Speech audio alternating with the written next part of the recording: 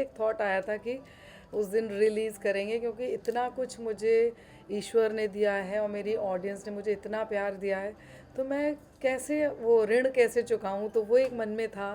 तो मुझे लगा वो इससे बेटर कोई कुछ हो नहीं सकता कि मैं जो मेरे दिल के बहुत करीब सॉन्ग है मैं उसको उस दिन शेयर करूं और सबके साथ वो फिर से उनको उसको इतना प्यार मिले उस गीत को।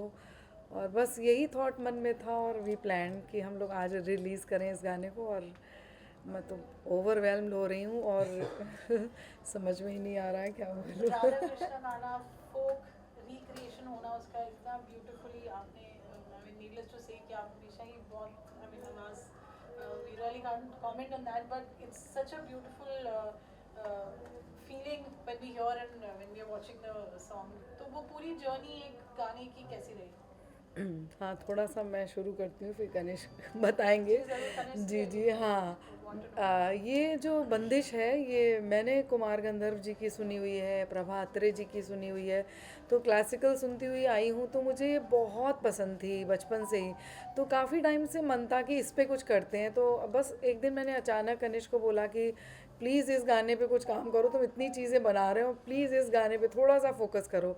और कुछ प्रभु कृपा रही, कृष्ण कृपा रही कि तैयार हो गए कनिष्क और बोले अच्छा ठीक है, अच्छा आज आप रिकॉर्ड कर दो, फिर मैं डिज़ाइन करता हूँ। और इस तरीके से जब मैं गा रही थी तो मैंने कहा मैं अकेले नहीं गाऊंगी, तुम भी गाओ। देन इमीडिएट मैंने कनिष्क जो कृष्णा वाला पार्ट है वो मैंने इमीडिएट 2 लाइन्स लिख दिया। Then he also dub that song part. और जो अंतरा है वो ओरिजिनल डिफरेंट है, फिर वो कनिष्क ने कंपोज किया कि कुछ अलग करते हैं, मतलब ट्रेडिशनल भी रहेगा, कुछ एक अपना रंग भी रहेगा। तो उस तरीके से कनिष्क इस बीच में आए। It's a beautiful melody, needless to say, पर बहुत बहुत ही अच्छा है। कैसे यू नो एक होता है आप एज अ प्रोफेशनल जब काम करते हैं, फिर एज अ फैमिली जब सब साथ में काम करते हैं, कैसा रहता है? इट्स ऑलवेज वेरी इंटरेस्टिंग, मतलब बहुत ही अच्छा रिश्ता है, क्योंकि मैं बचपन से ही ऐसे इन्वायरमेंट में पला बड़ा हूँ जहाँ पे मैंने हर प्रकार का म्यूज़िक सुना है, बट अल्टीमेटली उसका गोल यही रहा है कि इट लीड्स टू स्पिरिचुअलिटी। वो भक्ति ही बन जाती है, भले ही वो सूफ़ी हो, भले ही वो एक्चुअली भक्ति संगीत हो या कुछ भी हो। तो एक एक there is a certain sense of ease जब भी हम काम करते हैं, बहुत भरोसा है एक दूसरे की कलाओं पर कि भाई ये इनका फोकस है, ये मेरा फोकस है। पर जब हम एक साथ काम करते हैं तो एक ट्रस्ट है, एक अंडरस्टैंडिंग है, और एक सर्टेन सेंस ऑफ अप्रिसिएशन भी है कि भाई ये जो करेंगे वो अच्छा करेंगे। मॉम ऑब्वियसली जब गाती हैं तो I mean it's just beautiful, मतलब मैं तो इमेजिन भी नहीं कर पाता हूँ काफ़ी बार। एंड जब सुनता हूँ हमेशा से लगता है क्या ऐसा क्या है यार, मतलब that brings it every time, you know, like इतना इतना इतना इनोसेंस और इतना weightage at the same time किसी गाने में कैसे आ सकता है। सो मैं बहुत ग्रेटफुल हूँ कि मुझे ऑलमोस्ट इनके साथ हर एक गाने पे काम करने को मिल रहा है। और रही बात सिर्फ इस गाने की कि एक ख़ास बात यह है कि अक्सर सारे कृष्ण भजन राधा जी के पर्सपेक्टिव से रहते हैं, ये दोनों के पर्सपेक्टिव से है। एंड क्योंकि एक पुकार है, लॉन्गिंग के ऊपर गाना है, तो बहुत अच्छा है कि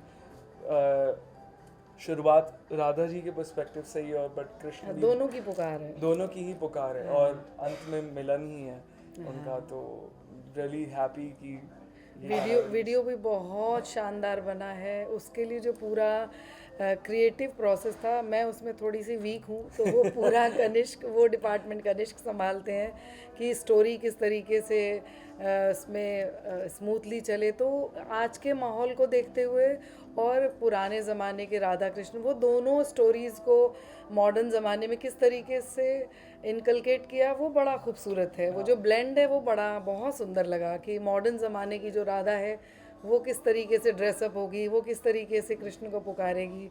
तो वो जो चीज़ें हैं वो बहुत ही प्यारी लगी हैं मुझे, तो बहुत आइडिया पसंद किसका आई। था जो मंदिर में हम लॉन्च करेंगे गाने, किनका आइडिया था, कब सोचा आप लोगों ने? मैं ठाकुर जी की बहुत बड़ी भक्त हूँ, मैं जब भी किसी शो में भी जाती हूँ तो ठाकुर जी मेरे साथ ही जाते हैं। तो एक बर्थडे का आइडिया, फिर इस्कॉन, मतलब ये मेरा भी आइडिया मैं नहीं कह सकती हूँ, ये तो ईश्वर की कृपा थी, ठाकुर जी की कृपा थी कि हम लोग आए वहाँ दर्शन करें, जिससे ये गाना फिर जू जू जू जू ऊपर तक जाए।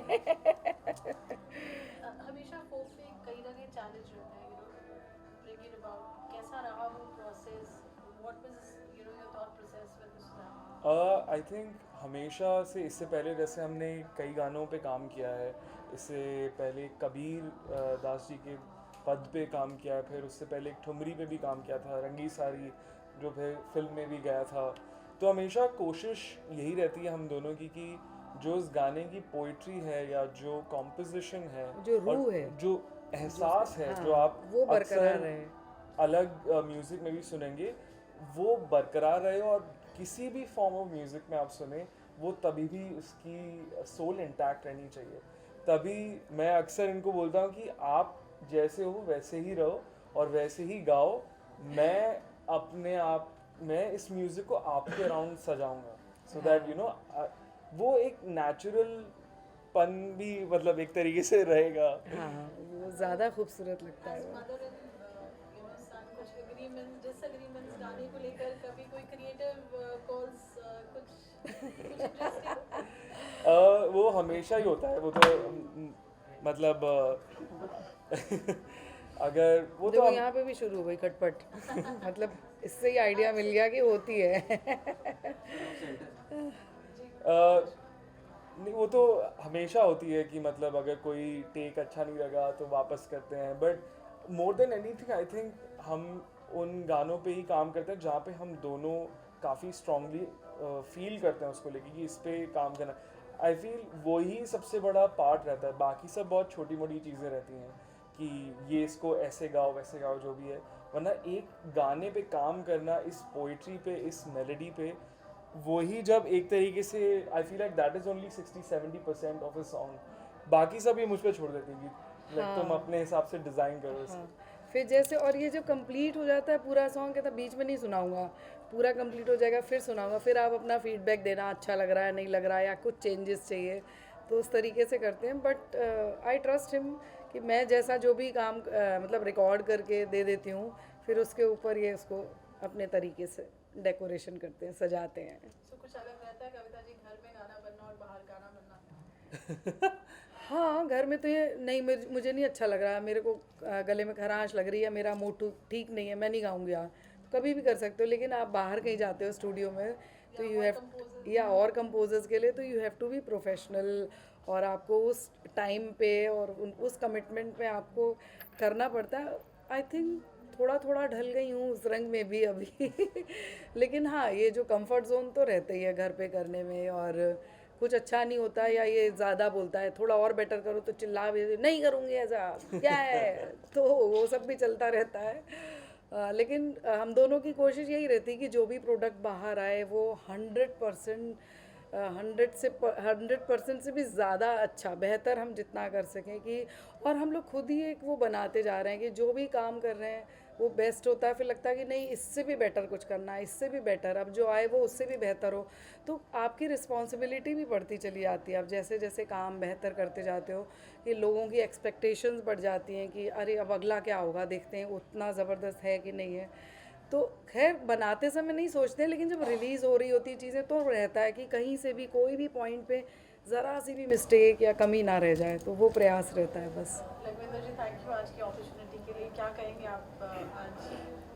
कविता जी प्रतिभा की धनी हैं, उनके उज्जवल भविष्य की कामना करता हूँ।